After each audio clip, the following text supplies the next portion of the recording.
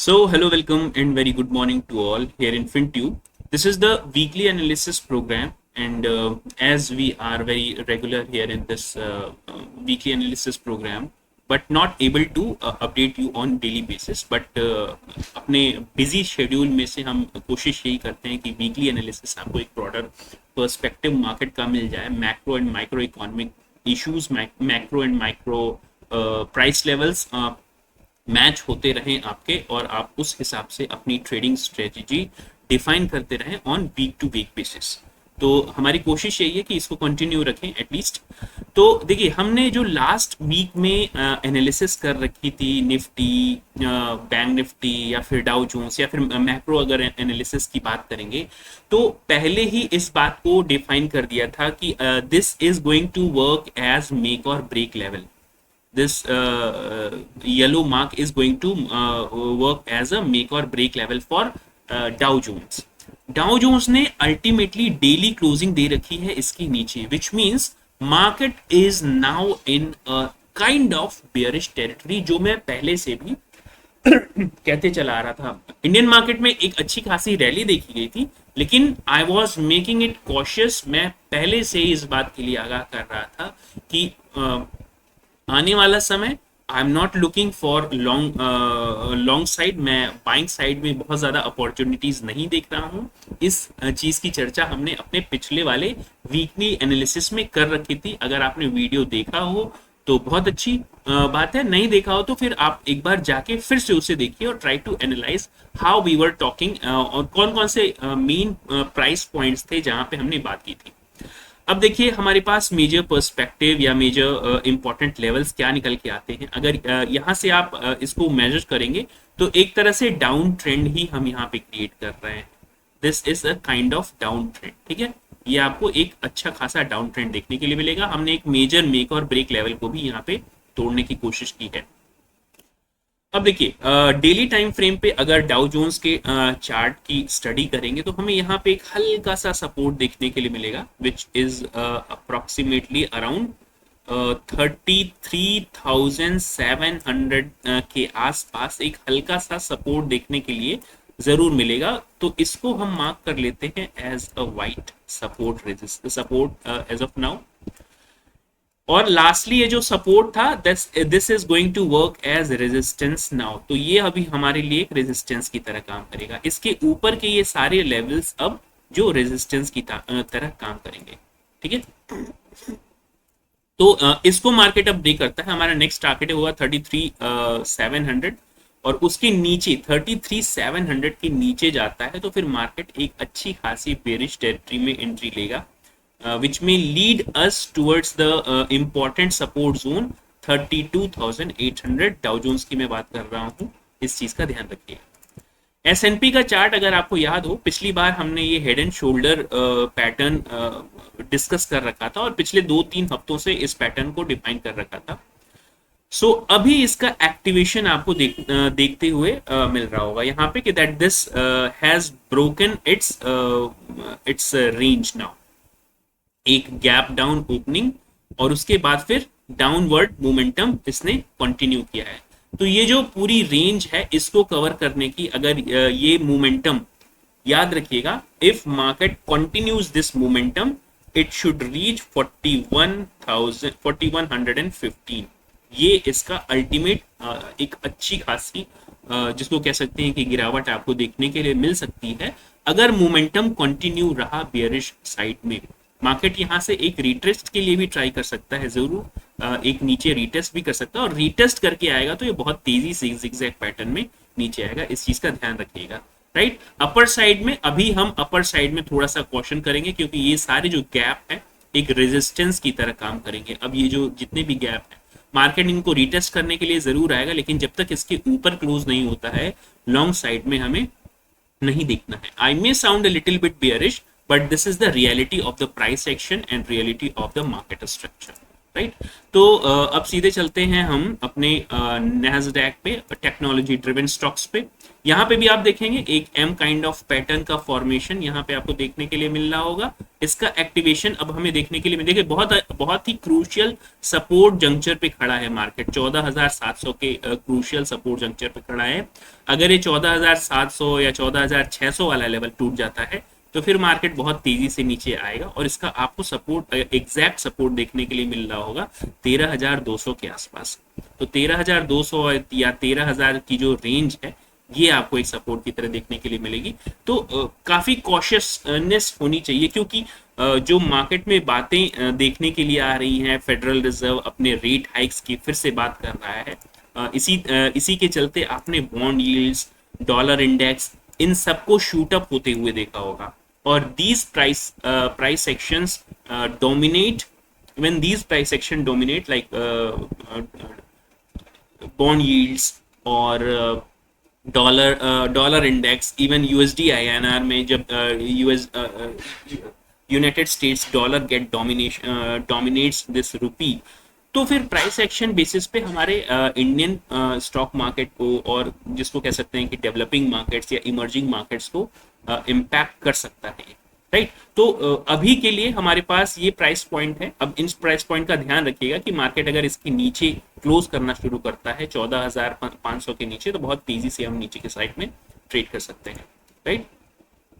Resistance point, वही resistance point हमारे पास ये 15,300 या उसके थोड़ा सा नीचे, इसको रेड मार्क कर लेते हैं, या उसके नीचे ये जो गैप है, this is also going to work as a good resistance, right.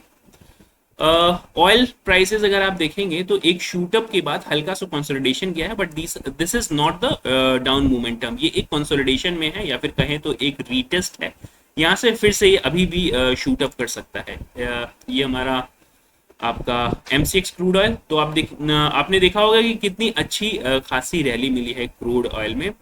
यानी कि स्टॉक मार्केट और crude oil is always considered, always, most of the time these are considered, there is a inverse relationship between the oil and stock market. So definitely you can see that relationship here. So correlation जिसको कहते हैं, correlation coefficient, definitely it is very obvious and very visible here in these price sections. Dollar index में भी आपने देखा होगा, हमने पिछले हफ्ते जो डिस्कस कर रखा था कि 105 के ऊपर अगर ये क्लोज होना शुरू हो गया, अभी तो नहीं गया है, लेकिन 105 के ऊपर, सॉरी 105.8 के ऊपर क्लोज। लेकिन उससे पहले भी हमने ये चर्चा की थी कि जब तक ये 105 के ऊपर रहेगा डॉलर इंडेक्स, जब तक ये 105 के ऊपर रहेगा, हमारे लिए एक प्रॉब्लम का ही सबब बना रहेगा, और इससे हमें बहुत ज्यादा रिलीफ नहीं मिलने वाला है। तो मार्केट को, अगर हमारे इंडियन मार्केट को अच्छा परफॉर्म करना है, तो डॉलर इंडेक्स को 100 के नीचे जाना होगा, और तभी हम अच्छा कर सकते हैं। या फिर कहा जाए कि 102 या 103 के आसपास अगर हम आते हैं, तभी हम थोड़ा सा लॉन्ग साइड की तरफ देख सकते हैं। We may see an opportunity to get this on long side, otherwise it is not possible for us to look on the buying side, right? yes, दूसरा USD INR में भी आप देखेंगे तो एक कंसोलिडेशन फेज में ही चल रहा है। ये अपने एक तरह से कहा जाए कि ये जो रेजिस्टेंस जोन था, जो बार बार एक रेजिस्टेंस की तरह काम कर रहा था, अब मार्केट के लिए एक सपोर्ट की तरह काम करना शुरू कर देगा। 82 की रेंज जो है, it is going to work as support. 82.5 या 82.8 के आसपास की जो रेंज है, इसके लिए एक सपोर्ट की तरह काम करेगी। तो ये पूरी जो जोन है अब इसके लिए सपोर्ट की तरह काम करेगी। जब तक इस जोन के, यानी कि 82.5 के नीचे डेली बेसिस पे क्लोज नहीं देता है, या इस ट्रेंड लाइन को ब्रेक नहीं करता है, डॉलर इंडेक्स, सॉरी ये USD INR अभी भी मुझे USD टर्म्स में यानी कि डॉलर स्ट्रांग होता हुआ ही दिख रहा है, ठीक है। जब ग्लोबल लेवल पे आपकी अनसर्टेनिटीज बढ़ जाती है, when these uncertainties increases on global level, we have generally seen that this dollar index और dollar in terms of rupee gets stronger, right. Bond yields भी अगर देखेंगे तो 2 year is above then 5%, 10 year is approximately 4.5, तो high भी इसने लगाया 4.5 का 10 ईयर बॉन्ड यील्ड्स ने। तो ये भी एक तरह से कहा जाए तो हायर लोज और हायर हाइज पैटर्न अभी भी क्रिएट कर रहा है। तो ये हमारे लिए एक मेजर कंसर्न है, major concern price point concern है।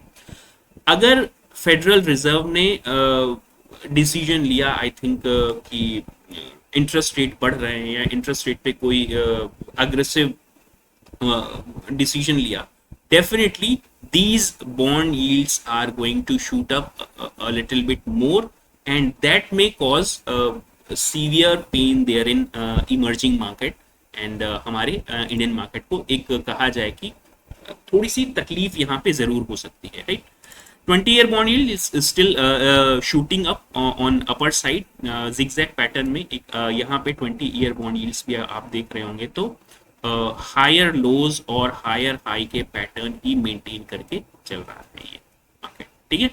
तो इस तरह से अगर आप मार्केट की मैक्रो और माइक्रो एनालिसिस करके देखेंगे तो आपको एक होलिस्टिक अप्रोच जरूर मिल जाएगी मार्केट में।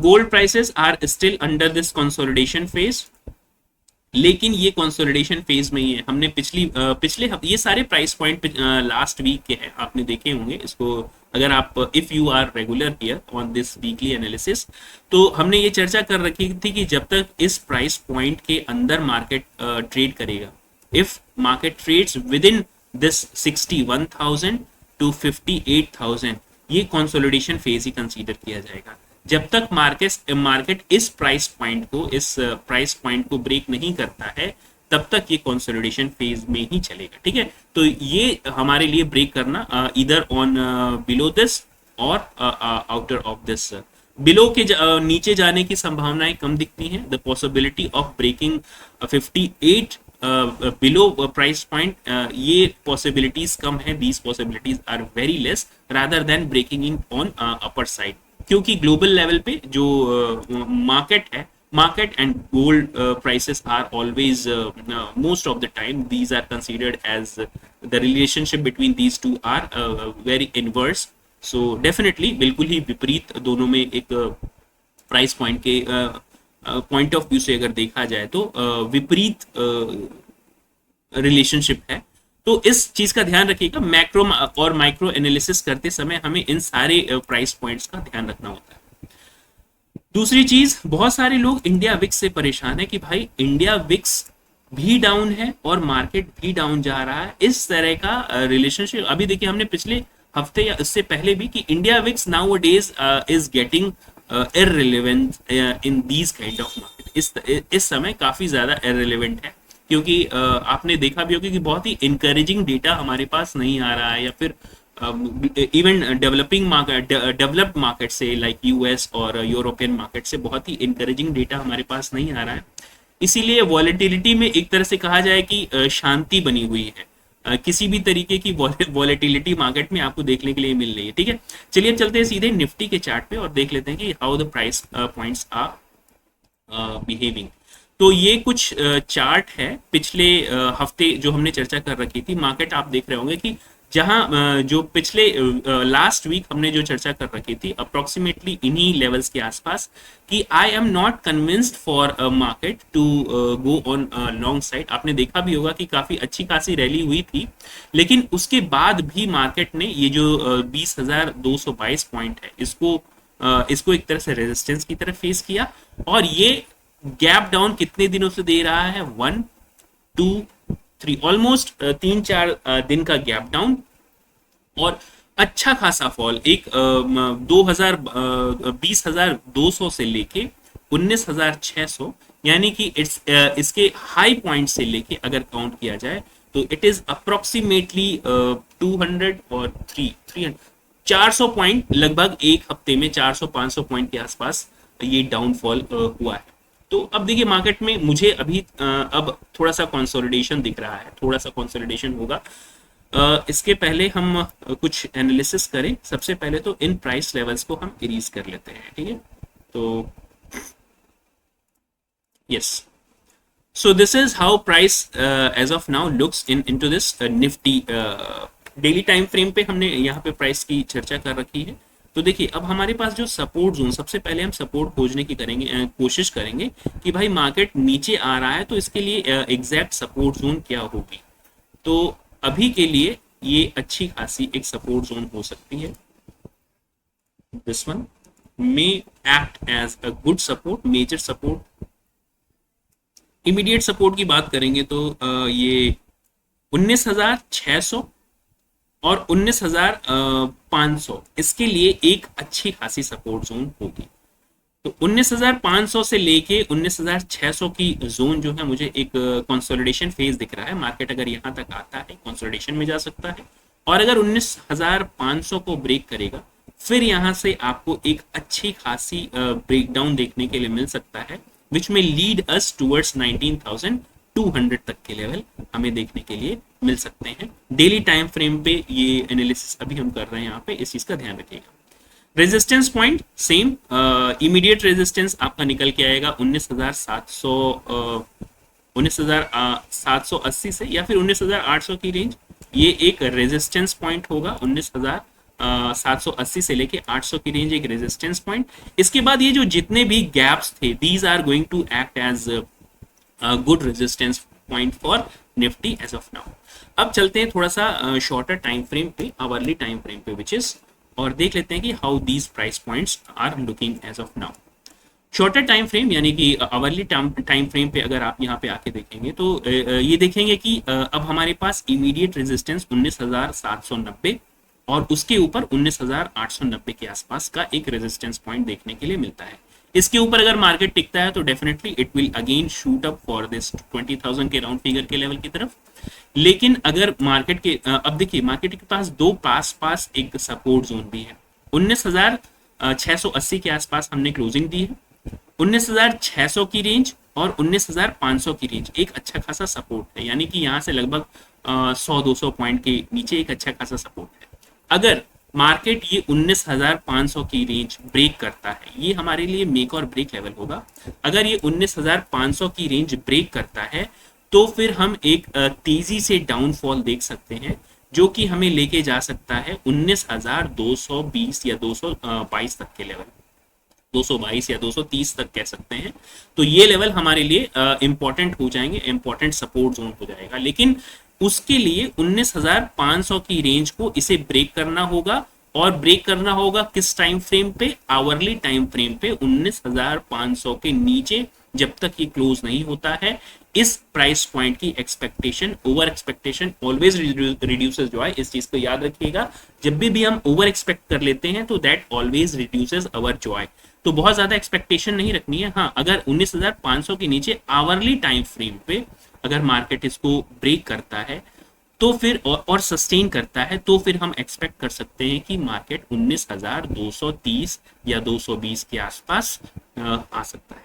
राइट, अब सीधे चलते हैं बैंक निफ्टी के चार्ट पे और देख लेते हैं कि बैंक निफ्टी का how this bank Nifty price points looks here.